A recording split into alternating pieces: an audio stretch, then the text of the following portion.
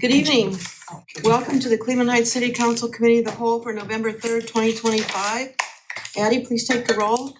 Cobb. Here. Sheets. Here. Petrus. Here. Posh. He will be here shortly. Larson. Here. Maddox. Here. Russell. Before we begin, I just want to officially announce that I have assigned Councilor Sheets to serve as a member of the Administrative Services Committee and as a member of the Planning Development Committee. These committee assignments were vacated when Councilor Kuda became Mayor Kuda. And thank you to Councilor Maddox for volunteering to serve on those committees until we appointed our new council member, Councilor Sheets. So I'm going to start with the agenda, and the first thing on the agenda is the discussion of legislation ordinance 153, 2025. Does anybody have any questions about that? It's the ordinance that changes the rates for the rec center and our facilities throughout the city. And Director Gonzalez is here, so. You can't get on. This is crazy. I do have a question for you. Thank you, Vice President Russell. I'll get back to you. I know I asked you this before, but on the sheets that actually display the rates. I'm over here. Oh, sorry. Should've recognized you had the coat hanger. Why are you sitting by the coat hanger? I did it in the corner. All right, Director Gonzalez. You have a fee or rate, and then in that box, you have $5 to $10. So is 5 the original rate and $10 would be the rate that we're charging in 26, or is it a No. range? That's a range. And how do you determine who gets the range, who's the less expensive? So my ultimate, when I presented this back a couple months ago, the goal back then was to kind of propose a step range. So I was gonna do a small increase a couple months ago, and then come January 1, do another increase, because our rates have not changed in God knows how long. But since we're so far along, it'll just probably all come January 1. And we're probably looking somewhere between a 3% and 5% increase just across the board. But this gives us the ability, so we don't have to continue to come back to the well over and over again to ask for specific numbers. This gives us the ability to say in 2020, at the end of 2026, prepare for 2027, so we can possibly raise the rates then if necessary. I'm not saying we will, but at least this gives us the ability to, instead of having to come back to city council over and over again with specific numbers. Very good. So your max is $10 in that particular box. Thank you. That's correct, yeah. Vice President Russell? Yes, I wanted to know about the rate for the $300 for admission. Which specific rate are you talking? This is for the stage productions will be presented in Kane Park. Admission charges for those productions will not exceed $300. Oh, so you're talking a separate ordinance. We're talking the fee schedule for the actual Parks and Rec department. 150. Oh, I thought what she said Kane Park, I just put it all together. I can answer that question if you want me to, but I'll wait till you get to it. okay, you Okay, got it. thank you. Sure. Councilor Cobb? Sure. I'm gonna vote for this tonight, but I do think that we need to have a longer discussion about the range of fees and revisit this next year to make sure that we are pricing accordingly and consistent with what other municipalities are charging. We haven't looked at these rates, I think, since 2020. Yeah. I just don't wanna lock us into this because I think some of our rates are in comparison to what I believe other cities are charging for their facilities. For rental fees for some of our larger facilities are on the low side. I think you're 100% right, Councilman, and I think that this is what this kind of does, is it gives us a range, so that way we can initially increase our fees, but we can go back and look to see, or we increase them, but we need to go up even a little bit higher, and I think that these ranges allow us to do that. Okay, so given that fact, then is it your intention that we're going to publish the rates? Oh, yeah. Okay, Yeah, so we you'll have set up anything a that we do schedule of. when we increase them, and what we'll even do, say if the rates hypothetically are gonna raise January 1st, we'll post those in December, so people are aware that at effective January 1st, these are gonna be the rates moving forward. It won't just be a surprise to people when they show up at their doors expecting to buy a membership and stuff like that. Okay, thank you. Anybody else have any questions on this? Okay, Thank you. you're welcome. Thank you for your patience. All right, we're going to go to legislative review. And let's start, hang on, I'll get up into the agenda, hold on, please. Is there a code?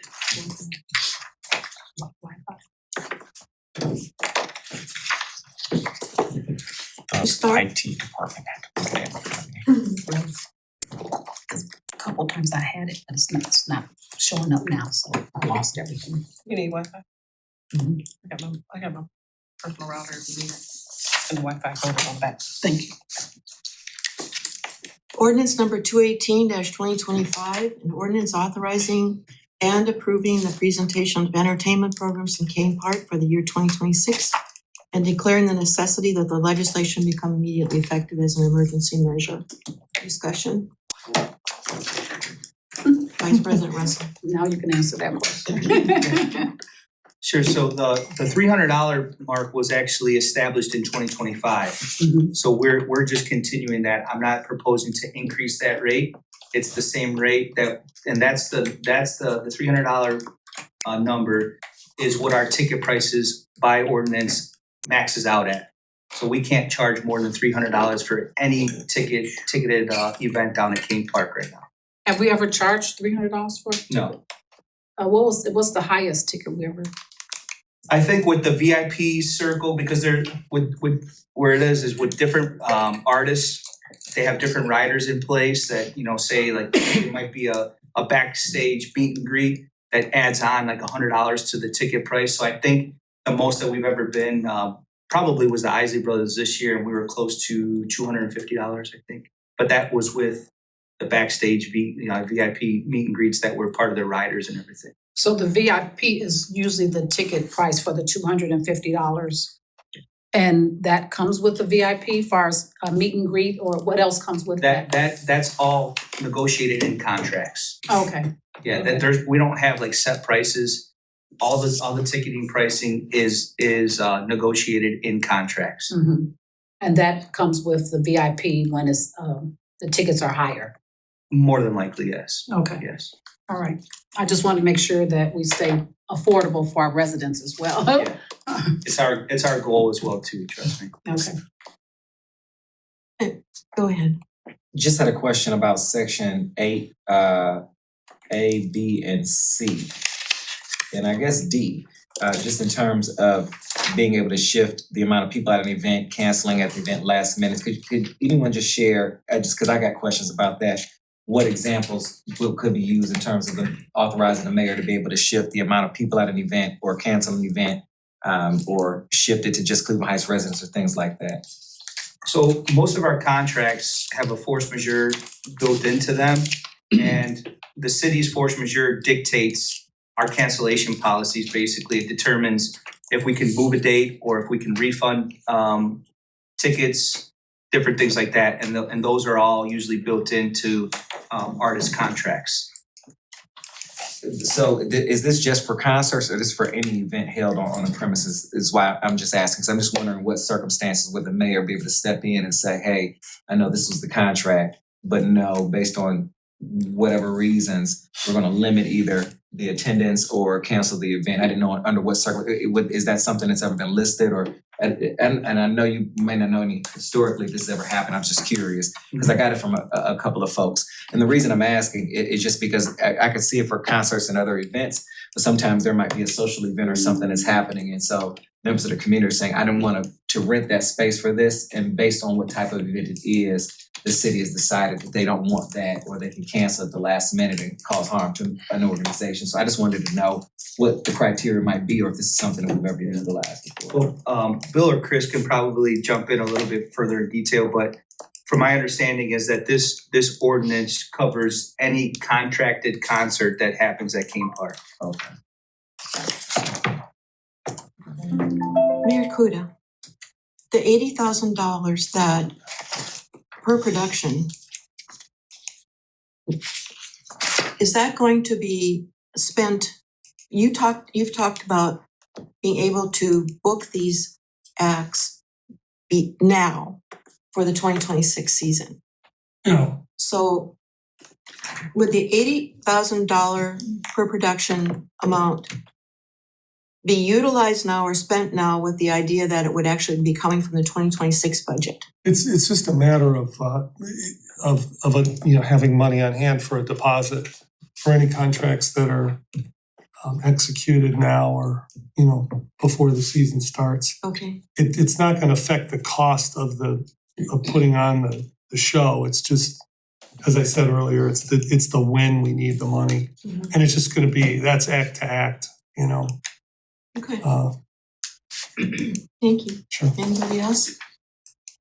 Counselor Petrus? Will the cost of the season be limited by the budget that's passed for next year? I see that Section 5 says the mayor is authorized to enter into any and all agreements, and then Section 6 says, to the extent possible, monies to pay for the aforementioned contract shall be taken from the King Park Operating Fund. So I'm just wondering if it's like, okay, you're authorized to do it, but it's going to be in essence capped at the amount that's authorized by council in the budget for next year. Yeah, and that's always gonna be the case. Right now, we don't know how many acts will be booked for the summer season. But if we do need to go over for some reason, because we'll come to you and ask, and you, I mean, I'll counsel and ask for a budget adjustment. I don't foresee that happening, but it's possible. I don't know if this is, you just mentioned the summer season, so I'm gonna ask it because this is just one of the interesting questions that I got from the residents. Do you know if there's ever been any discussion about creating any type of winter season at all on that campus at all to try to enhance the funding or anything? I was wondering in my head how people saw that, but I was just curious if it's. I mean, we've had that discussion here very briefly about a winter home for Kane Park. And it's been discussed as the synagogue that's at the top of Kane Park. If that's, I don't know if that's coming at any point. Do we know anything about that? I know Matt Weimer and his group have purchased that. There's a private property dispute happening Okay. related to that, but it's been between the county land bank and the private property. And I could see Park Synagogue as, I mean, we haven't been asked this question, but I would imagine the next mayor would have that conversation. And you're right, I do recall having it about that. I know that the residents were asking me if they thought we could open up the actual in the middle of the winter. And I'm like, Oh, you mean there's no Evans way. Theater? Yeah, I'm like, we can't heat it that way, or they're like they've seen it happen in other areas, but I'm like, I've never seen that concept, so. If I could jump in too, they have had, and I wasn't here for it obviously, but they have had what they call a Winterfest in the past. But a lot of that too is depending on staffing and different things like that, because the majority of Kane Park staff is all seasonal. So we're hitting that time actually right now where we're almost all gone. The seasonal staff is completely all gone. So once we hit this point, we don't have any staff left there except for the very few full-time staff. So it all depends on staffing as well. When they show the New Year's Eve at Times Square, I always wonder how those musicians play with their hands freezing cold. I guess it happens, but Shoot, the I don't know. Rockets. I wouldn't wanna wear that out there. Anybody else have questions on 218? We're gonna move on to 219, 2025, the resolution authorizing the mayor to execute an agreement with ABC Equipment Rental and Sales, a Sourcewell cooperative purchasing vendor, for the purchase of 2 Kubota utility vehicles with attachments for use by the Parks and Rec Department, and declaring the necessity of this legislation become immediately effective as an emergency measure. I would note that per the memo that came from Director Gonzalez, that these are already funded and they are budgeted for the parks 2025 capital budget in the account number listed. So these are budgeted pieces of equipment.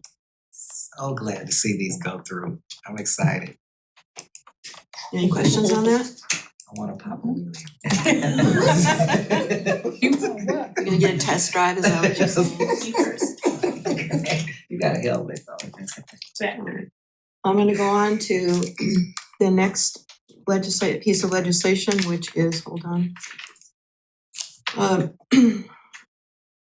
Resolution 220.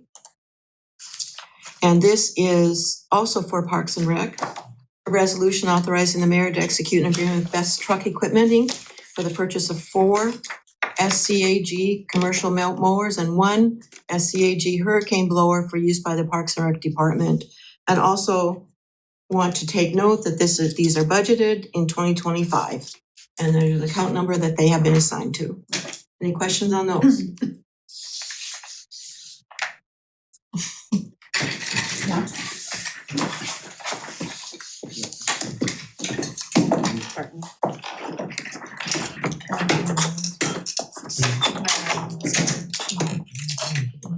No questions? I'm gonna move on to the next piece of legislation.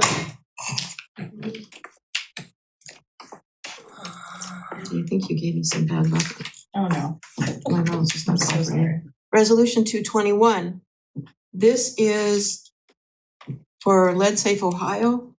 And it's a resolution authorizing the mayor to enter into an agreement with Lead Guru Ohio LLC, a certified lead abatement contractor, for the use of Lead Safe Ohio grant funds in connection with the abatement of lead-based paint hazards at permanent parcel number 684-18-041, providing compensation therefore.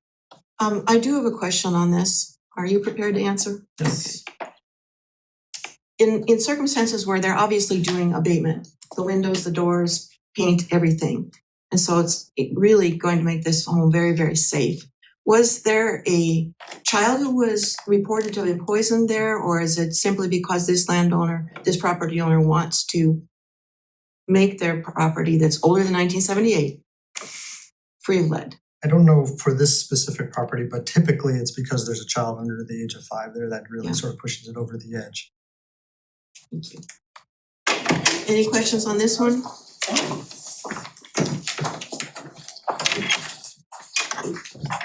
Okay, moving on. Looking at resolution number 222.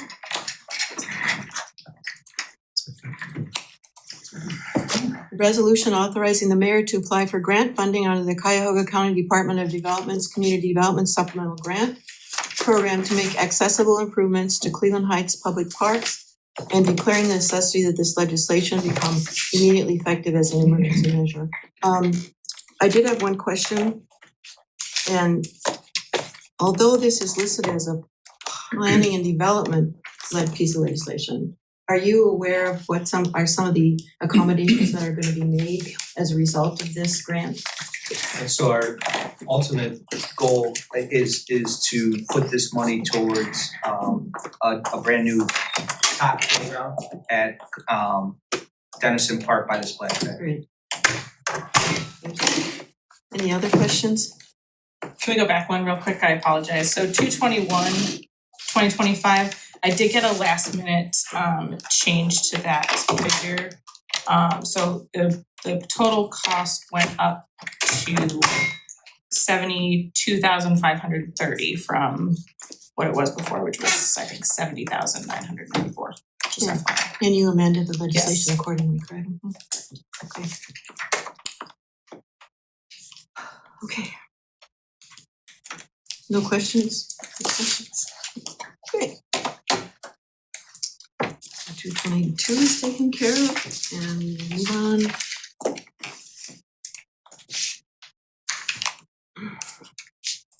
Just review.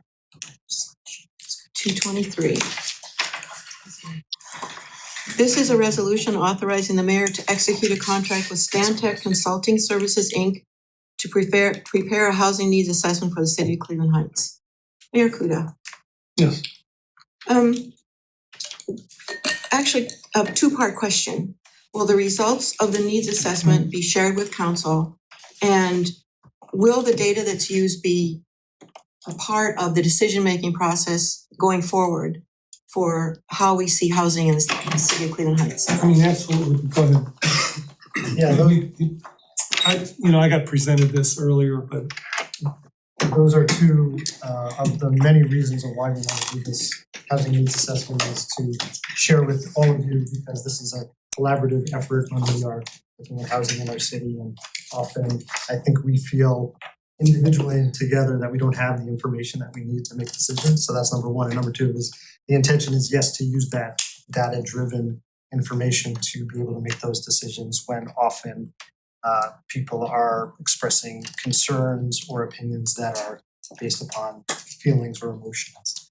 So this is sort of to try to level to conversations with information.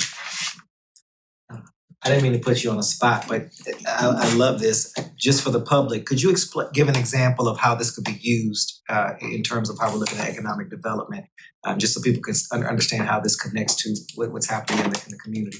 I didn't mean to put you on the spot just now. I just know that I got questions about this one too, and this is such a great thing. I thought it'd be helpful to do it now.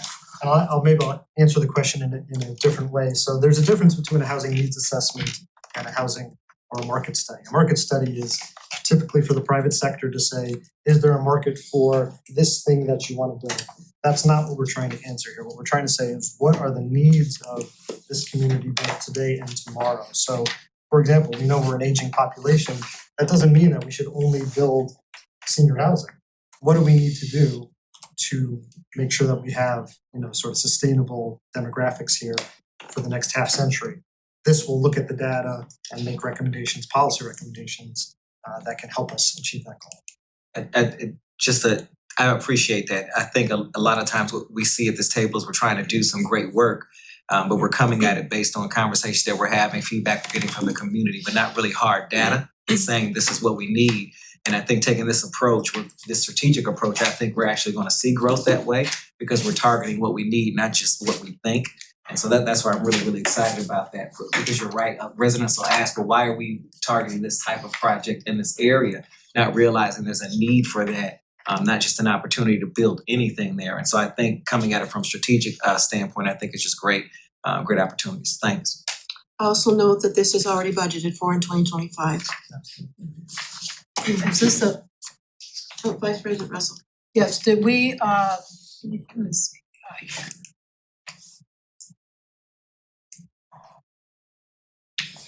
Did we compare other companies with this company? Yes, yeah, We we did? spent a lot of time looking at the companies and really struggled with that. I tried to put that struggle in the memo, but we really felt like this was the best choice of some very good choices. Great, thank you.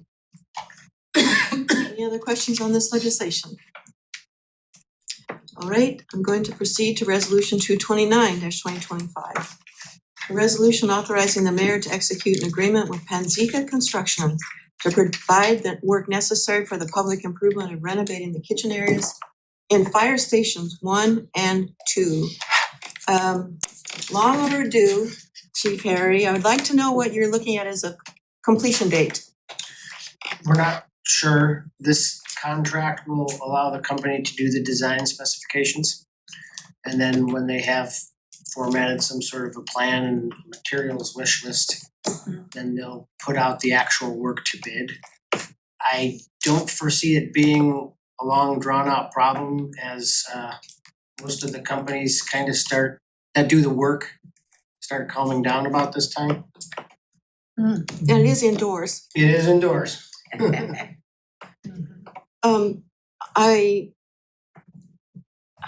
So the money's been budgeted in 2025. So I'm hoping that it will go over into encumbered in 2026 so that the money still stays there for these kitchens. I believe he's already encumbered it. Yeah. $75,000 a kitchen. Correct. It's already on the books. Okay. Mhm. Just wanna It's make in the sure. budget as we speak. I'm very glad to hear that, Chief.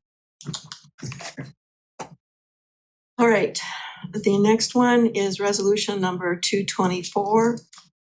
And this is regarding the Dennison bathrooms. Resolution authorizing the mayor to execute an agreement with CXT Inc., Sourcewell Cooperative Purchasing Vendor, for the purchase and installation of a precast concrete bathroom for Dennison Park and declaring necessity this legislation become immediately effective.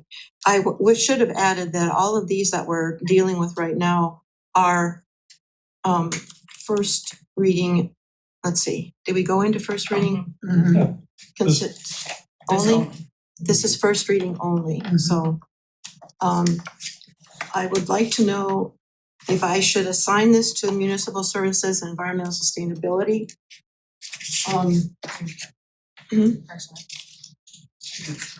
Okay, Parks and Rec.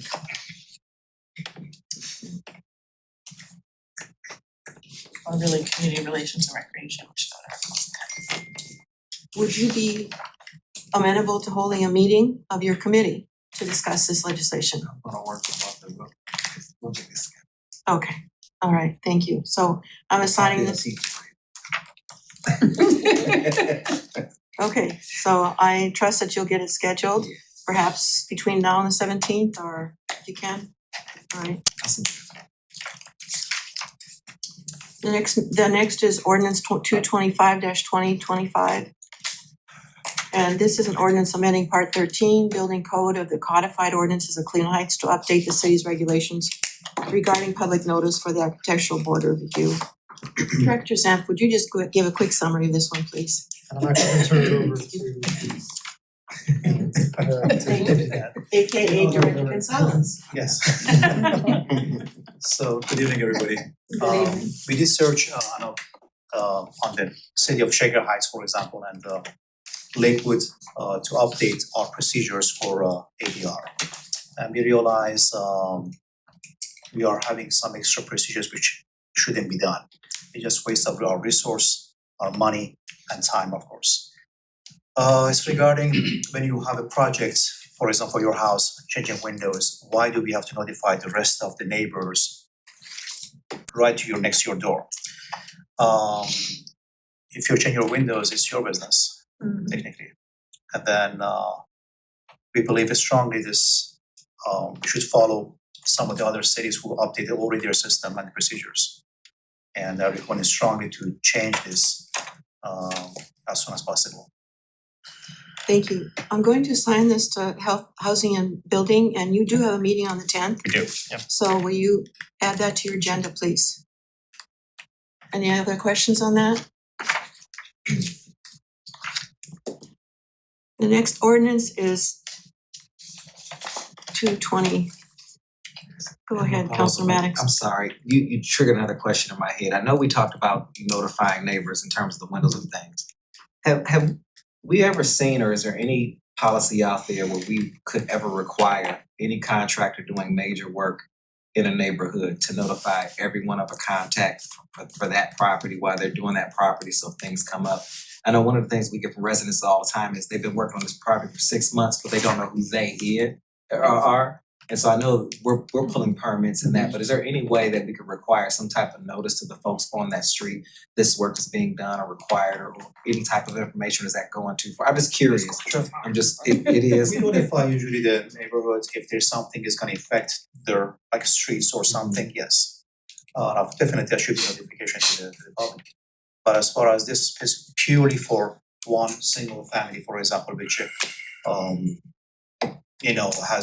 doesn't affect the neighborhood, put it this way. We have Board of Building Zoning Appeal, for example, which somebody requests for variance.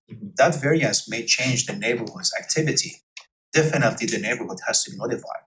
I agree on that part, but for architectural which just for example changing a window, simple things, it shouldn't be going that route.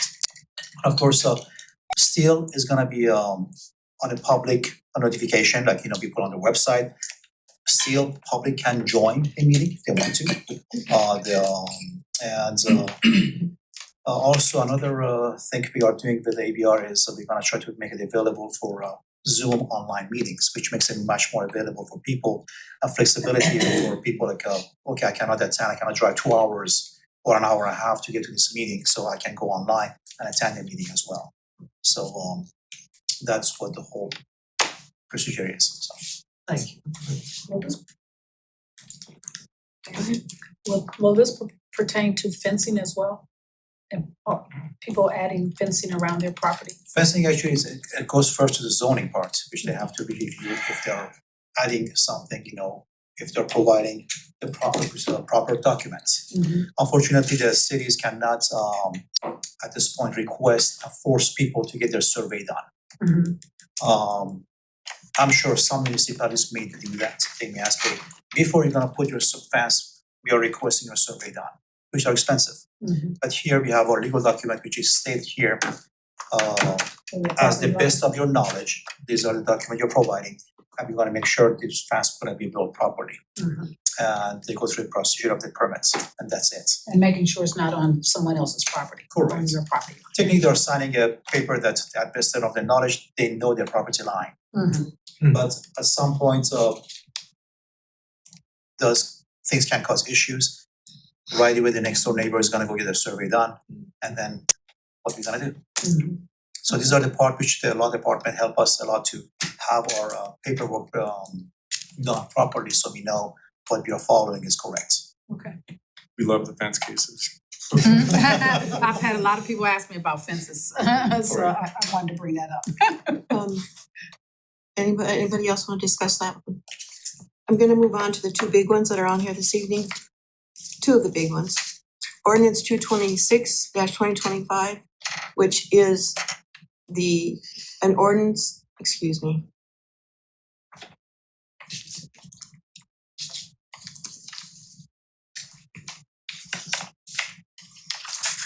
This is regarding the severance overlay. It's taking a minute to load because it's a large piece of legislation. An ordinance amending various sections of Part 11 zoning code of the codified ordinances of the city of Cleveland Heights to create a severance overlay zone. And at the same time, I'm going to be addressing ordinance 227, which is an ordinance changing the zoning map of the city of Cleveland Heights to map the severance overlay zone on Severance Town Center and adjacent parcels, generally east of South Taylor Road, south of Mayfield Road, west of Crest Road, and north of Severn Road. This is being assigned formally to the Planning Commission this evening. And I'd like to just read off some specific dates so everybody knows that this is just the beginning of a process. On Monday, November 3rd, City Council's first reading of the zoning amendments ordinances. Wednesday, November 12th, 2025 at 7:30 PM, the Planning Commission reviews the zoning code amendments at the regular meeting. Monday, November 17th, 2025 at 7:30 PM, Joint City Council Committee of the Whole and Planning Development Committee of Council meeting to discuss zoning code amendments. Wednesday, December 10th, 2025 at 7:30 PM, Planning Commission reviews zoning code amendments and makes recommendations to City Council at the regular meeting. Monday, December 15th, 2025 at 5 PM, Council public hearing on the proposed zoning code amendments. And then Monday, December 15th, City Council consideration of adoption of zoning amendments.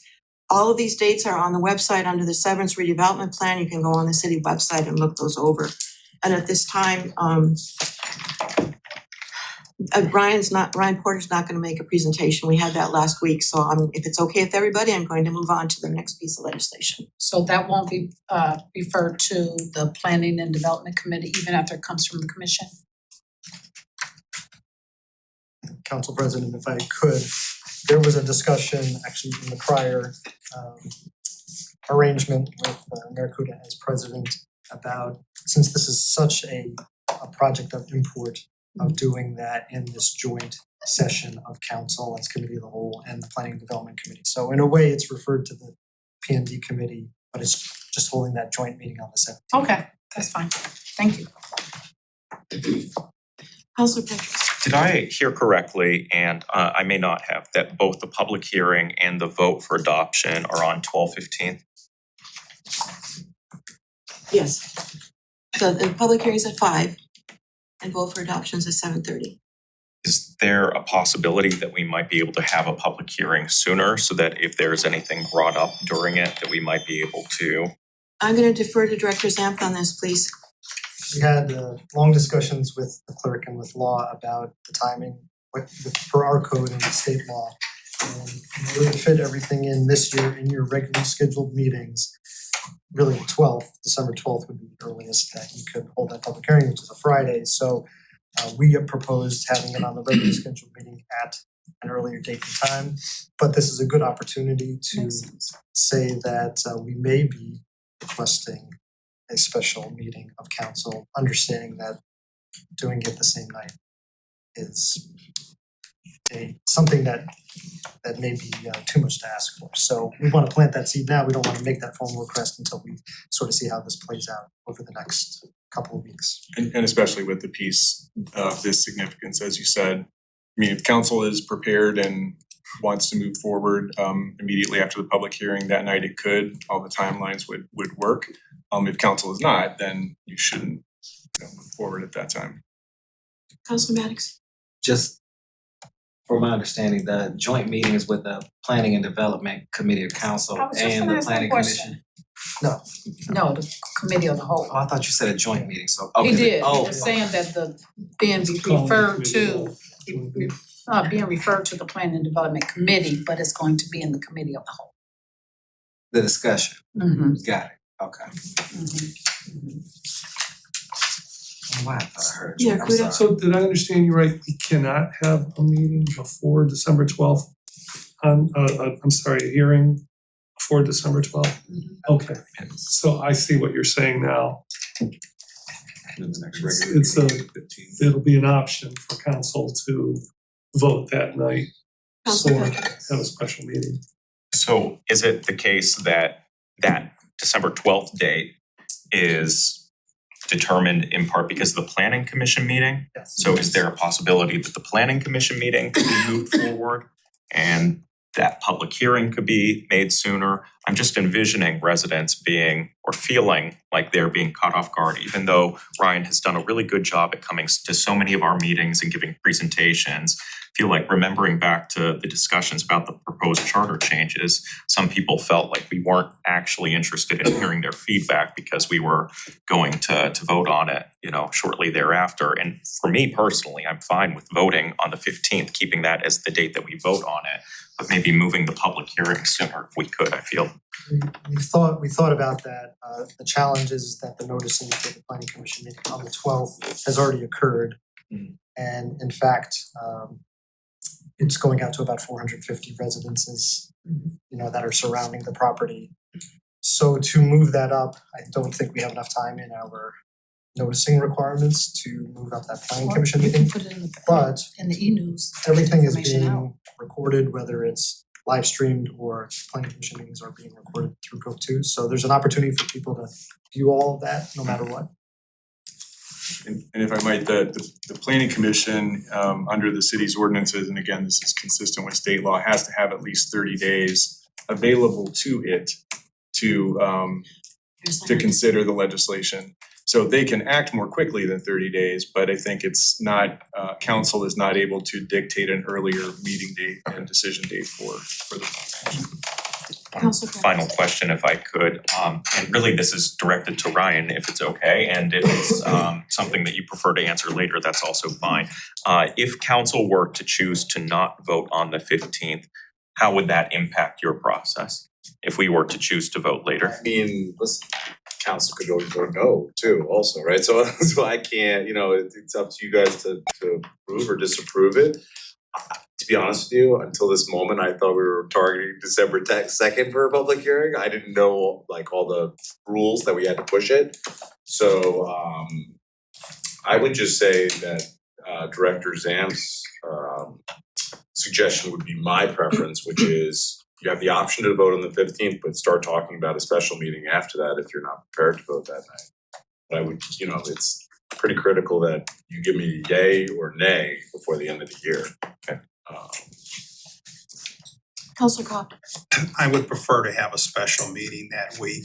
I think it looks bad to have a public hearing followed by a meeting, because there may be something that comes out of that public hearing that causes us pause or want to change something. So assuming that we can get a quorum together, I think it's a better idea to have a special meeting later that week. In addition to the regular meeting on the 15th, if the Yes. council were to determine that it's ready to act that night, you could cancel a special meeting if nobody shows up, which seems unlikely. Okay, yeah, and in that scenario, but Agreed.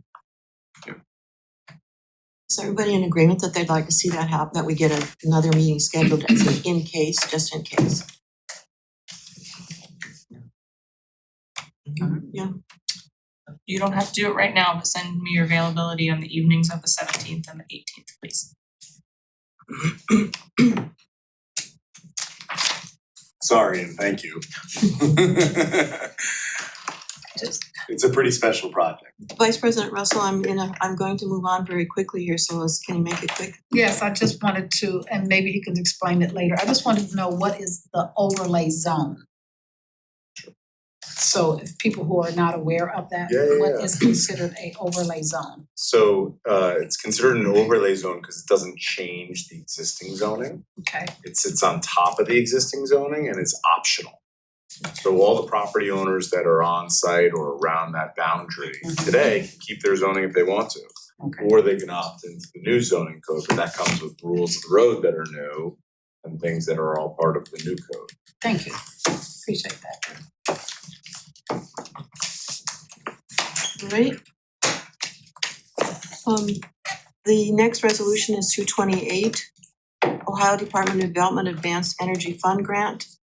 And it reads, a resolution authorizing the mayor to submit an application to the Ohio Department of Development for a grant under the Advanced Energy Fund Grant Program to accept funding if awarded. Was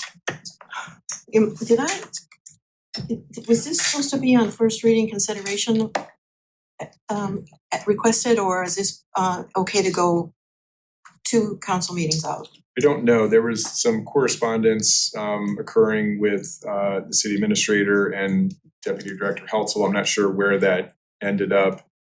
And I'm not certain whether the application's been filed and this is a follow-on, in which case it would be less time sensitive, or whether this has to be done in order for the application to be filed.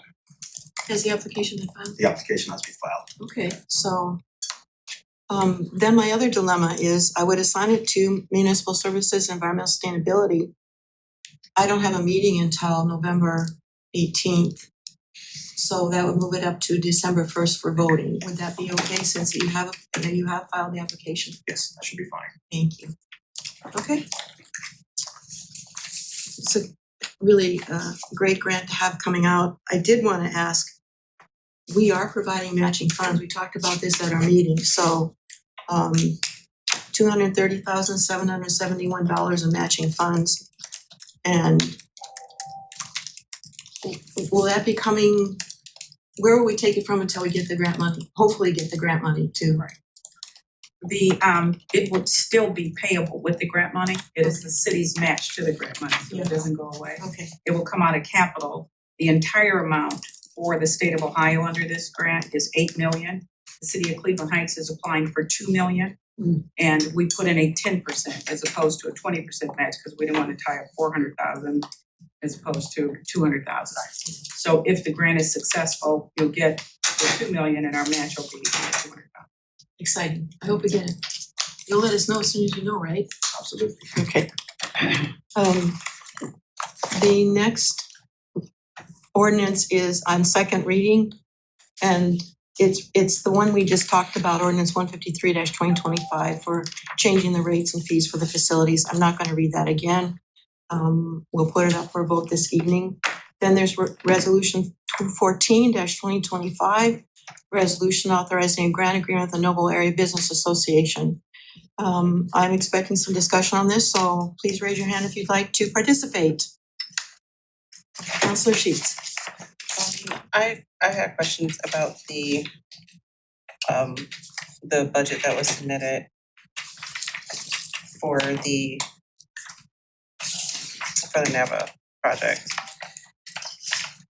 Is this all a nonprofit organization, or is there someone for hire? Or on payroll? Say that again? Is this all nonprofit, or is this like someone that's for hire here as far as this budget goes? I'm not sure if I understand. Are there salaries included? Salaries, yes, are there salaries this year? So is there someone else on payroll, or is this a nonprofit organization? So I'm trying to understand, is it profit or not? It is a nonprofit. It's not yet a 501c3. I'm not sure about the application status, but they will be, I believe, pursuing 501c3. It's already nonprofit under Ohio law. And I don't think that they're proposing at the moment, and people who would know can correct me, I don't think they're proposing to hire employees at the moment, but they are engaging an executive director. Okay, and are we covering their filing fees? The Because that's- sum total of the city's support would be that the total that's referenced there, the 305,585 For the nonprofit organization? for the for the 2-year period covered by that budget. Okay, and has it been clarified what the 20,000 in miscellaneous fees are, That expenses? I can't speak to. There is a contingency, because this is the first time that that district's ever had any money. And so we don't know exactly what's predicted in the future, so we felt that we needed a contingency fund. Okay, And I would say, and I apologize for interrupting, but to the extent that there's a question mark because that's a significant amount of money, the basis for funding here is there will be an initial disbursement of grant funds to the organization. And then from then on, it would be on a reimbursement basis. So when they make expenditures that are qualifying and have gone through the process of getting quotes and being approved by the city, if that's required and so forth, then they apply back to the city for reimbursement for those expenses. So that would help to protect against, in some respects, the unknowns about the $20,000. okay, where it is actually being utilized. Right. And the so there was some overlapping as far as expenses, and it was as far as like the planners or the planners for the Noble area and the police staffing. So those are included in the budget, but it's also included, stating that the city is gonna cover it. So do we know? Well, I'm not sure what the level of discussion has been on that, but I think that if the money provided by the city to NABA is being used to deal with planters, then the city wouldn't be coming through and redoing that expense on its own. Okay, so If that, so would the budget need to be amended to exclude that amount then?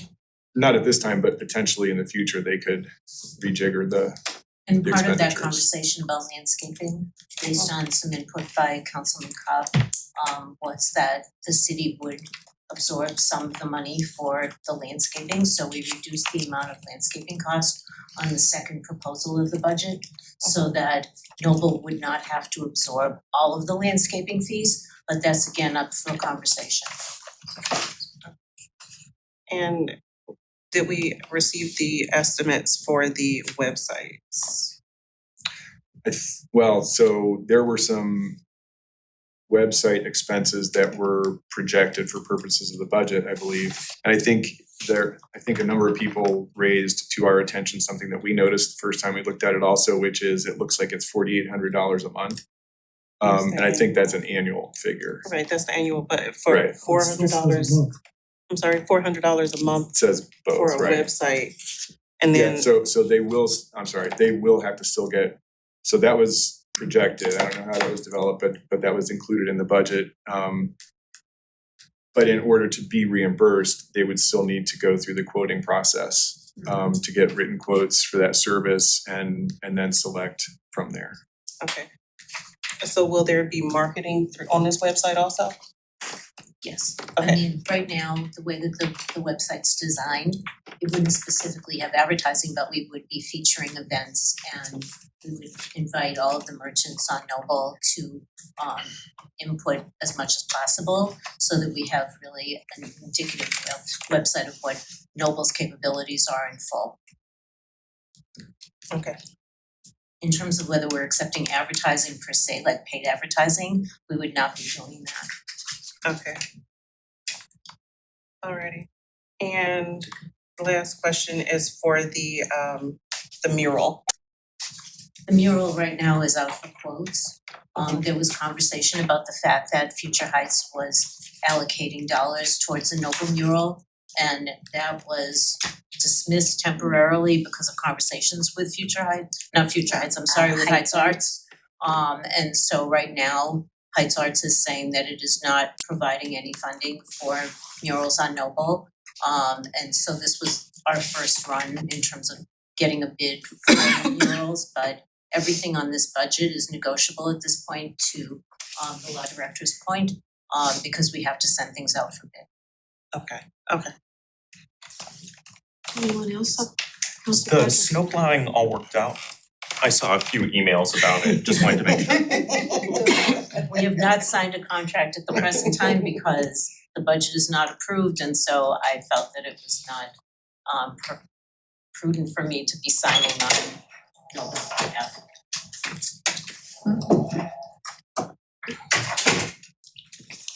Council Cobb. Yes, a couple things. First, in respect to the mural, I don't have the specifics in front of me, but Heights Arts had contracted with a company to do an art assessment. They had not spent all of that money for that art assessment. They proposed to use some of those funds to do an art assessment in the Noble area. I would like to have that art assessment done before any expenditure is made for any artwork in that area. It's my understanding, based on my conversations with Heights Arts, that they already had allocated funds towards two of the SIDS, and that this was just remnants of what was remaining from the original budget that was allocated for them, which was not adequate to cover a mural per se, like a professionally done mural. And so, again, that conversation is still open, but in terms of contributing to Noble in a major way, it didn't seem like that was part of Heights Arts conversation right now. We will continue talking with Rachel Bernstein about possibilities of gaining funds from Heights Arts, though. What I'm speaking about is not money from Heights Arts towards the arts. It is them conducting a study to determine the art needs in that area before there's any expenditure of funds. The assessment was done both in Coventry and Lee Road before they're spending any ARPA dollars. I think the same thing needs to happen in the Noble neighborhood. So Heights Arts have money to do that? Heights Arts, yes, there's an email, I didn't pull it up, but there's some money left over. It's just a study. No, I understand, Yeah. I just want to be That's- clear on what you're We're saying. totally Yeah. open to having studies and welcome them Okay. actually. Well, I'm just saying that I want that done before the city authorizes any money for any art projects. I have some questions about That could go into the agreement if, that it's just assuming that they can do it, if that would be done prior to the expenditure for the mural. That's fine with us. Okay, um, so that should address that. Sure, and then the second question, and the copy that I got, and this is the contract, the draft contract, and 2.5B is highlighted.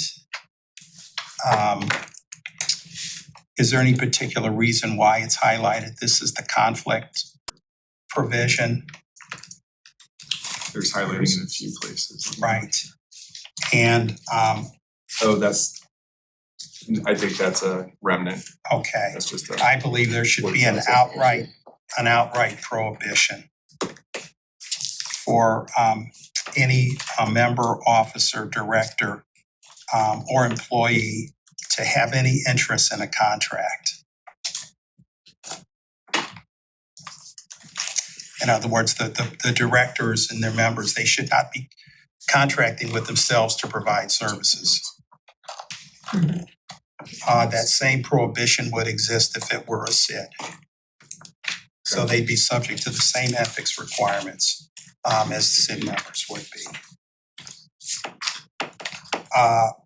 Going to 4.2, I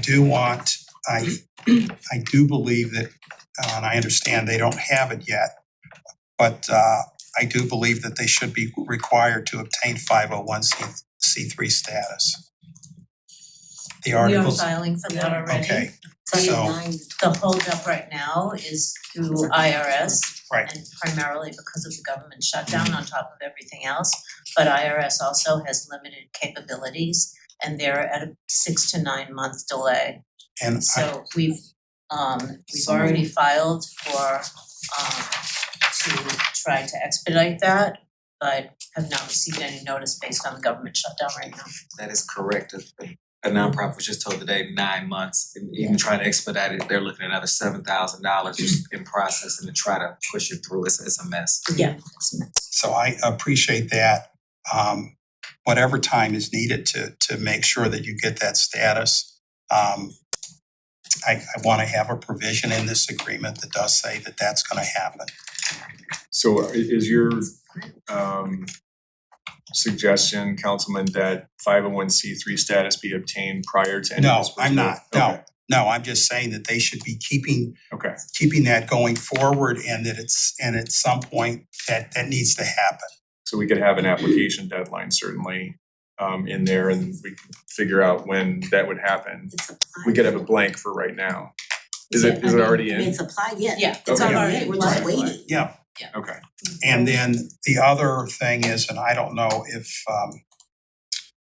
in 4.2B, if grantee is divested of its rights, powers, and privileges under this agreement by operation of law, I would like to have added to that, or it be made clear that their articles of incorporation with the state of Ohio need to remain in good standing. Add that to 4.2B. I don't think that's objectionable to anyone. No. Can we also get clarification on who will be the fiscal agent? Future Heights. Future Heights, Yeah. because it was stated, okay, it was stated that they will not be. There is no fiscal agent after the county money has been obtained. Right now, the city is acting as our pass-through temporarily, from what I understand, from our last conversation. Is that true or not? I don't know, I'm gonna see if I don't think we're acting as a responding to that, pass-through, yeah. we're just, we're the grantor. Grantor, Grantor, the supplier of the funds, right? So at this point, when a check gets made to pay for the snow plowing or to pay for what expenses come for that very first upfront payment, who is the payee? It will be NABA. Yeah, the organization.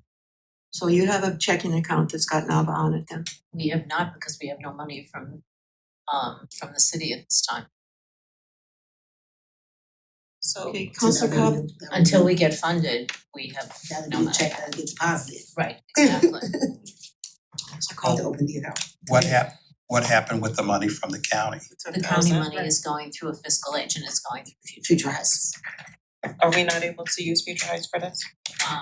We didn't want to start allocating money through Future Heights since they take a percentage. And so we wanted to do it as NABA on its own. So as of right now, we are incorporated in the state of Ohio, but we are not incorporated, we are not a 501c3 through the feds. Well, Okay, so it's a 2-year. We have an EIN. So it's a 2-year grant, a 2-year ask. So for the first year, Future Heights oversee and be the fiscal agent? And in that 6 to 9 month period where it takes for you all to achieve that status, can we agree that you all would have that in place so that you can be your own fiscal agent for the second year? I think right now we'd like to confer with our attorney to see what the time frame Yes. is for the 501c3 prior to giving a percentage to Future Heights. Okay. Well, we could use the 20,000 in miscellaneous for that, to cover those fees possibly. Counselor Cobb? Yeah, I can't understand why, if there's any money left with Future Heights, can you pull some of that out and set up a business? Right now, we're Account? paying the attorney and some other expenses. And a bank won't open a business account? They have it with Future Heights, right? Well, that's something separate. Right, we have no money to put into a checking account until the city allocates us funds. And so when the city cuts a check, what will you do with the money? We will open a checking account, Okay, and we do have an EIN, so we can open a checking account.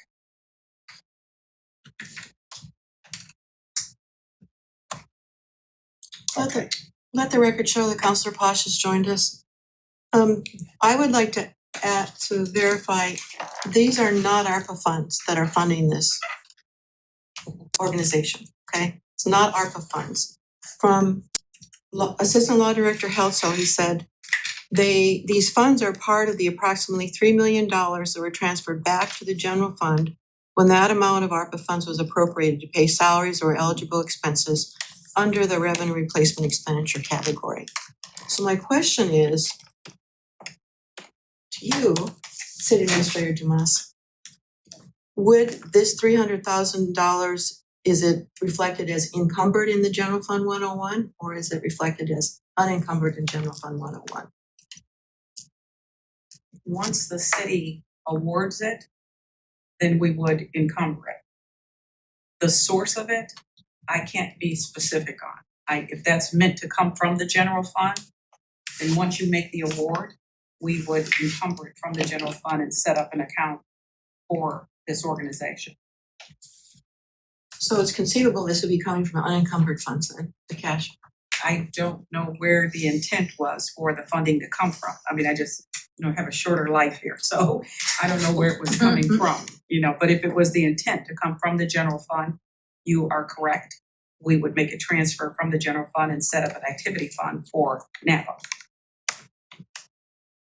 Now, who manages it in terms of their drawdowns? They would be coming to the city with their paperwork as to what they've expended to be reimbursed. I don't know who manages that project. Director Hannah? I'm thinking that's probably ED or somebody on the planning side. Is that correct, Director? We have this set up through CDBG, something very similar where we're funding nonprofits in the city. And so it would be Brian and Julie that would likely be managing this. And you filled some of that role, at least for the nonprofit ARPA agreements and there were a number of those last year. So I have a question from the legal structure standpoint. The councilman indicated he'd like to see a change in section 2.5B,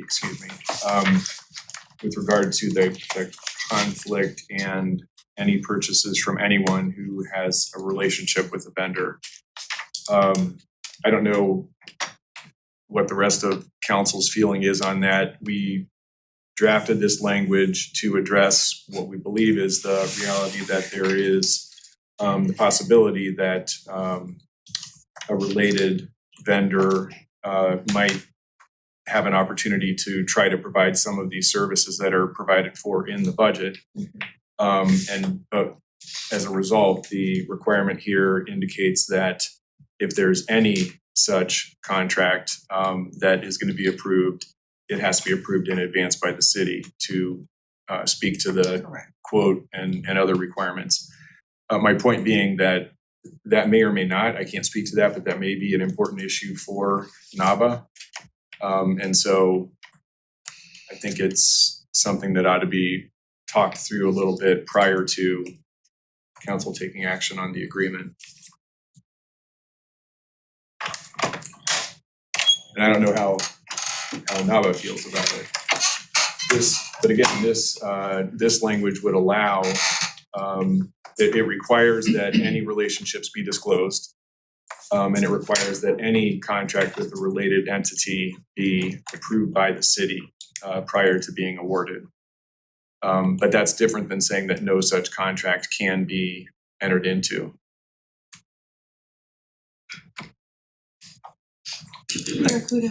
I'm sorry to butt in, but I just want to know, Councilman Cobb, did you have language you wanted to?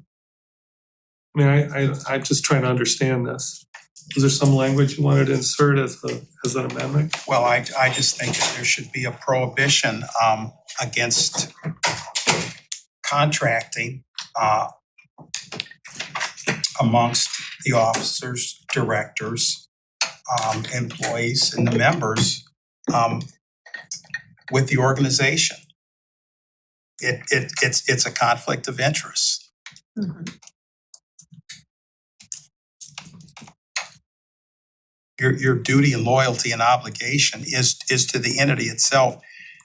If you have an interest in a contract with that entity, that makes it difficult to do that. I understand the that concept. You shouldn't be benefiting financially from that. Yeah, I just think this requires some type of language so that The rest of council can decide if they support that. What is your recommendation? Well, my recommendation is to get to the bottom of this before you vote. I think that the Councilman Cobb's point is straightforward, and I don't know that the language of that is I don't think that's complicated to draft. What I don't know is if that works for NABA, and let me find it here. I guess they're here, so we can ask them. So they, in the Ohio Revised Code, for example, there are some exceptions to the contracting conflict provisions. When you're looking at necessary supplies or services, they're unobtainable from another vendor for the same or lower cost, et cetera. So Where are you at on this that? is 292142.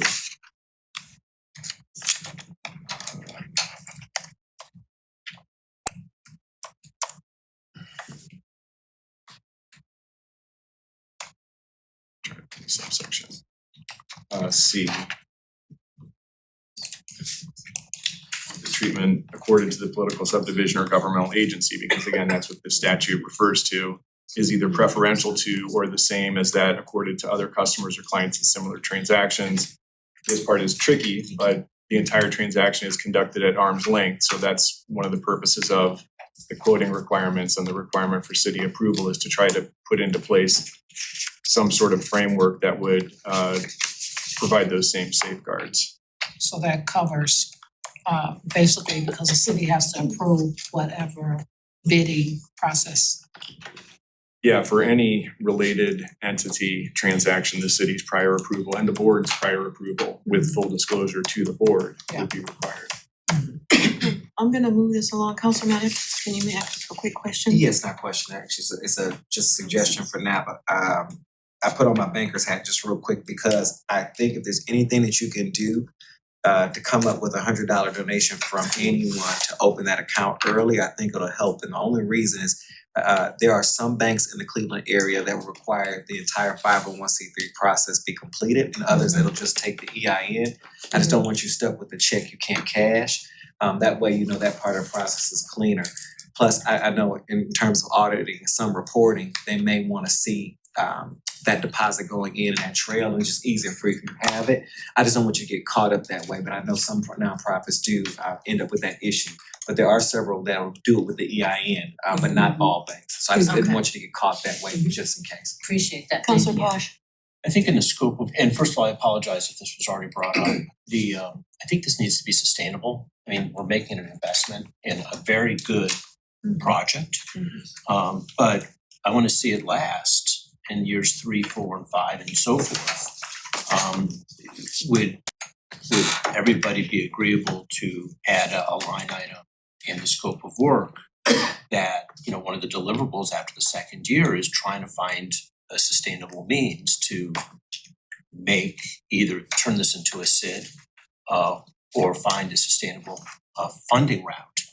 So we're not funding it in years 3 and 4 and 5 and 6. And that conversation we need to start during year 2. Probably, I probably sooner than That later. was always part of That's the always the plan. conversation from the onset, that as of whatever is remaining would be put into year 3, but that the merchants would have the onus of maintaining the organization and moving it forward from that. So that was always the intention. Can we put it in the scope of work, because we may not all be here, there's 2 or 3 or 4. I think we have work to do on this agreement. From my standpoint, are my colleagues ready to vote on this evening, or do we have more questions? Because we just received the agreement tonight or this afternoon. I know, based on the edits, it sounds like we're not comfortable until we gotta hear how they feel about some of those Yeah. suggested changes. So I don't know if that's possible, just based on what I'm hearing tonight. So, head nods. Cause I don't know. Snow plowing remains an outstanding Right, issue. right. So- Snow plowing, I mean, we're But it was my anticipating snow on Monday. It was my We have no understanding that we could still get them paid somehow. Yeah. Even if we hadn't approved the whole document. Is that true? I'm not sure how to Who answer would that. But we don't know who to pay now anyway, Right. so. Yeah, so there was discussion about whether the city could contract with an entity on behalf of Nava before Nava had a bank account open and so forth. And technically, that is something that could be done legally. It's also, I think, highly inadvisable from a legal standpoint, because if the snowplow operator runs over somebody while they're only under contract with the city is just plain on the hook for that. And I think it's very hard to characterize that as a governmental function or a function for which maximum immunity would apply. So I think that's hard to do. But you're still going through, I'm sorry. Okay. You still have Future Heights is still your physical agent right now. Can you pass one line up? If you put the money out to us only for snow plowing and we had to give them a percentage, that's the worst case scenario for us right now.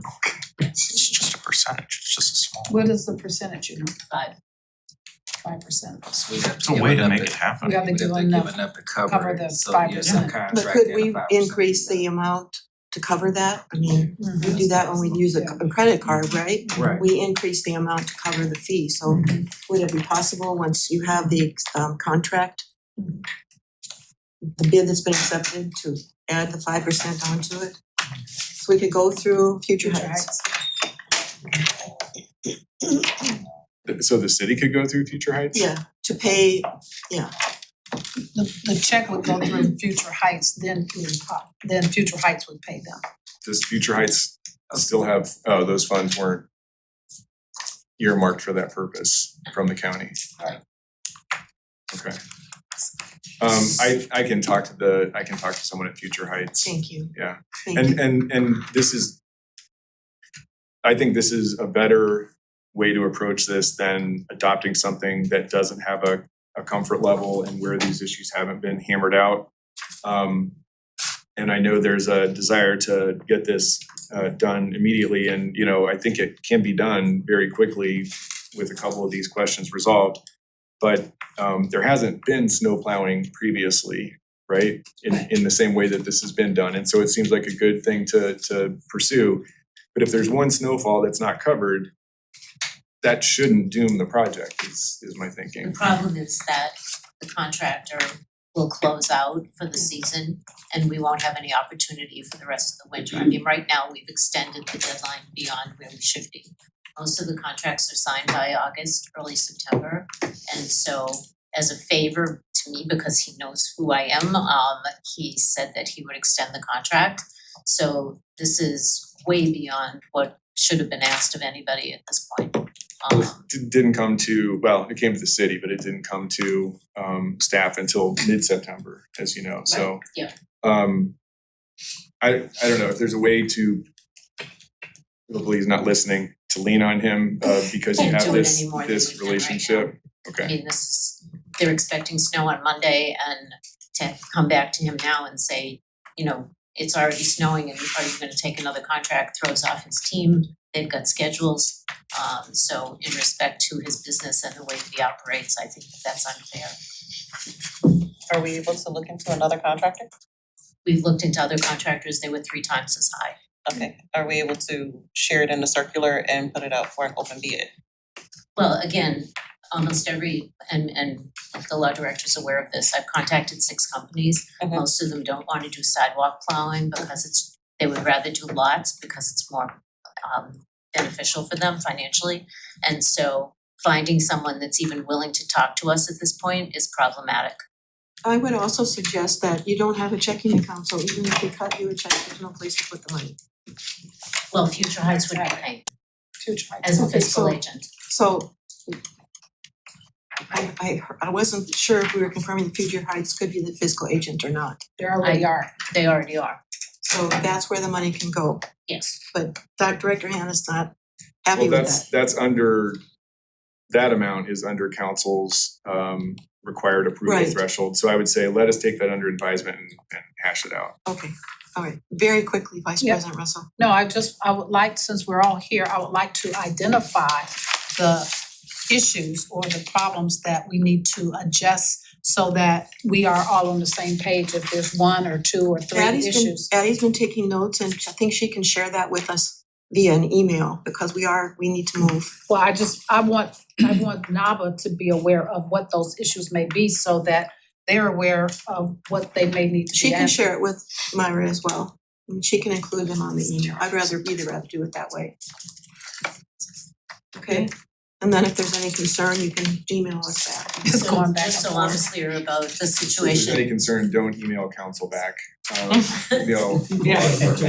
just so I'm clear on where this stands with the snow plowing situation, are we being awarded the money for the snow plowing with the understanding that Future Heights would be escalated so that we can proceed and sign the contract? We'll try to be in a position to answer that tomorrow. Right. All right. Thank you. I am going to take off of the agenda a possible council newsletter, and I need a motion to move into executive session. Council initiated legislation. Excuse me. I don't have the language in front of me. Sorry, President, before that, could I- before that. Motion to enter executive session. Oh, no, she's gone back Hang up on a to, second. she missed, Council Okay. initiated legislation. Is there anybody that has anything that they want to introduce to me? Yes, that is. Councilor Sheets. I proposed a legislation for Mayor Kuda to enter into agreements with the food bank, state, and any other intergovernmental agencies to receive or seek emergency funding due to the SNAP benefits being cut off. So that funding will be utilized to either restock our pantries throughout the city or run soup kitchens. We'll kind of determine what those purposes will be on a later date once the funding is received. But I'm just asking that Mayor Kuda be able to enter into those agreements on an emergency basis for Well, us. I didn't think there was funding required, Councilor Sheets. I thought we were talking about collaboration between Collaboration. agencies and the city and the churches and the organizations in our city. So Correct. how much money are you asking for? Correct. If it is a collaborative effort, however, if any funds are secured, I ask that those funds come back to council so that we can determine how it be allocated. Is council willing to consider this legislation? Do you have a copy of it? I sent it earlier. I sent it earlier, like last week, Oh, just for you guys to review. It wasn't on the yeah, that's agenda. what It's not on the Not on agenda. the agenda, we're not, no, no, it was right. separate. So it will be a first reading next time if everybody is willing to consider this legislation. I appreciate you doing this. Yeah. Yeah, I'm open to it. Yeah. Councilor Sheets has been upstanding in getting in Sunday's donations organized and also with this legislation. So we will put it on the agenda for next time, all right? All right, Thank you. Am I ready to go now, Addie? Yes, now you're ready. Thank you. Do we have a third one that we need to put on? No? Okay, just wanna make sure. I need a motion to go into executive session. I'd like to make a motion that we go into executive session to A, consider the appointment of a public official, and B, to consider the sale or lease of city-owned real property. Second. All those in favor? Oh, Aye. Cobb, Aye. Petrus. Aye. Larson, Aye. Maddox. Aye. Russell. Aye. Bosch. Aye. Sheets. Aye.